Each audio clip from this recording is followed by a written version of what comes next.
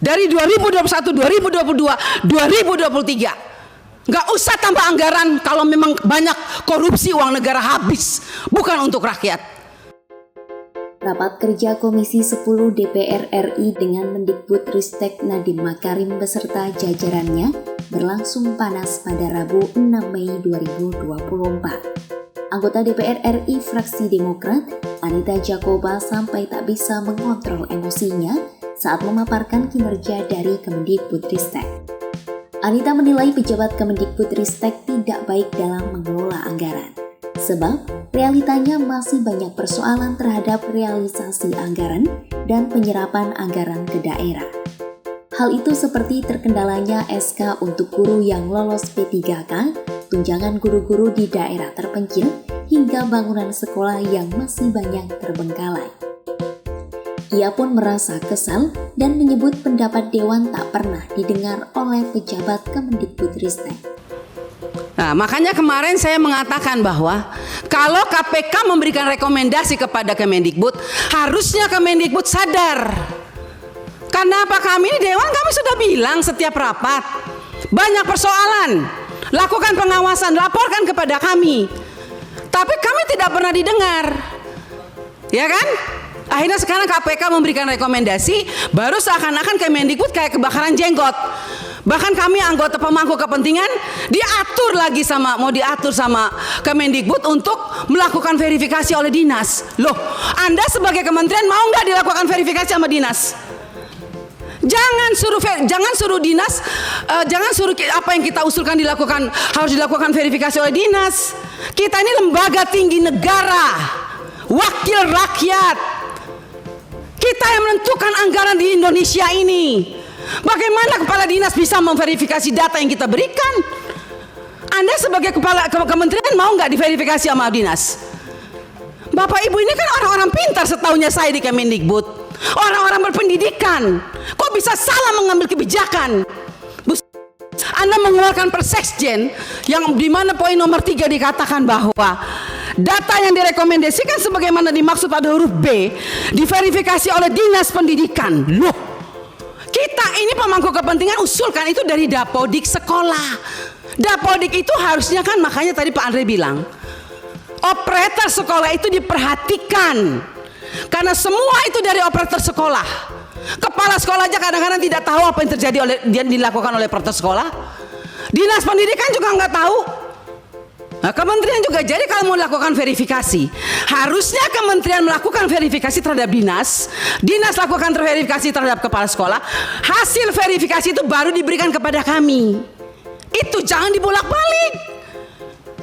Bahkan saya minta Bapak Ibu pimpinan, kita ambilkan rekomendasi kepada KPK, periksa apa yang ada di Kemendikbud. Karena ini banyak persoalan, PIP, KIP, dana BOS, banyak hancur ini. Tolong Ibu, saya minta Pak Pimpinan, kita berikan rekomendasi kepada KPK, periksa dari 2021, 2022, 2023.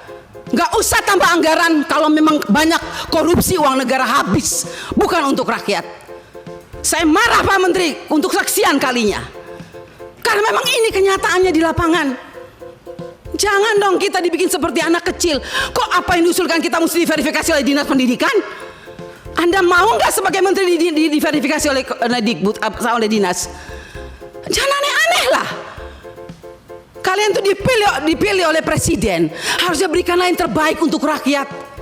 Semoga pembicaraan saya ini dilihat oleh presiden yang baru. Semoga presiden yang baru memperhatikan kinerja kementerian sekarang ini, memperhatikan eselon-eselon 1 yang sudah ada ini.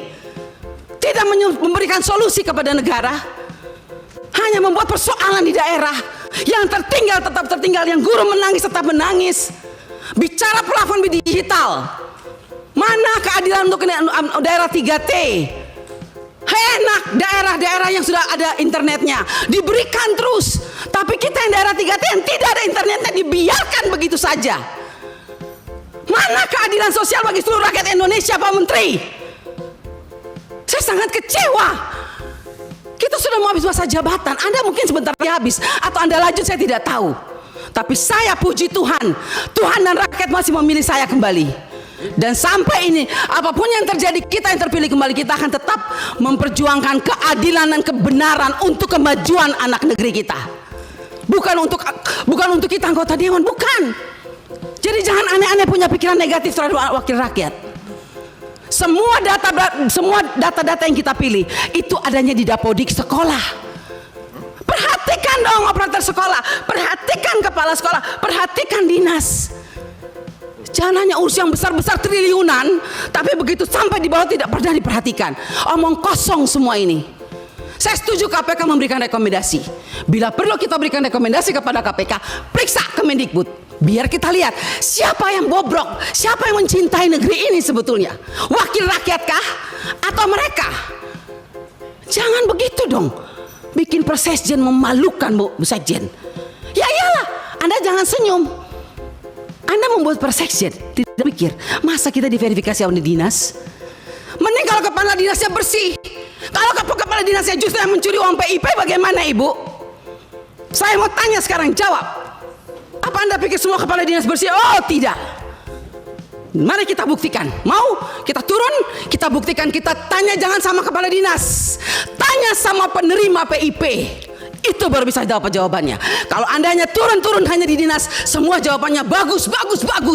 Tapi coba turun ke rakyat, turun ke penerima orang tua. Kalau nggak lihat itu orang tua punya air mata. Omong kosong, nama ada, SK ada, uang nol sampai hari ini. Baik. Jadi kalau kita mau bicara soal anggaran, Pak, jangan ditambah.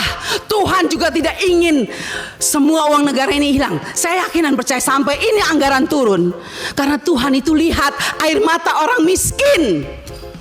Jadi kalau anggaran turun jangan marah. Mungkin inilah kehendak Tuhan supaya kita koreksi diri, stop dan bertobat kalau mau lihat bangsa ini baik. Menurut Anita, Kemendikbud tidak bisa memberikan solusi kepada negara. Justru Kemendikbud hanya menambah persoalan-persoalan yang semakin banyak.